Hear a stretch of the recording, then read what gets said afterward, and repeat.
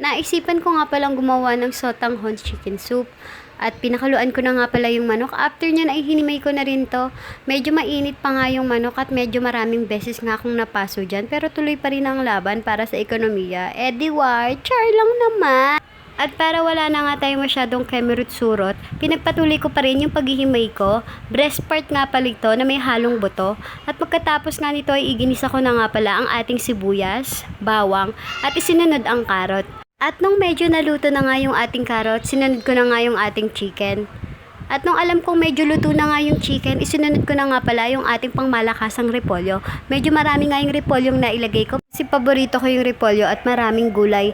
After nga niyan, yung pinagkuluan nga pala kanina nung manok ay yun din yung pinakaginawa kong sabaw para mas malasa at masarap ang ating chicken soup.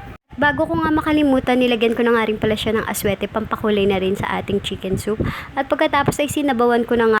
At pagkakulungan nito ay inilagay ko na nga rin pala ang ating sotanghon at nilagyan ng mga pampalasa. Nilagay ko na nga pala ang ating bechin, paminta, mas maraming paminta, mas masarap at sinunod ang ating patis. At ang panghuling sangkap ay ang ating chicken cube na mas magpapalasa at mas papasarap sa ating ginawang chicken soup. At dito na nga po pala nagtatapos ang aking mini vlog. Sana'y nag-enjoy kayo sa panonood. Thank you for watching. See you in my next vlog. Baka naman may pastor kayo dyan. God bless po sa inyong lahat. Bye-bye, mama. Chup-chup.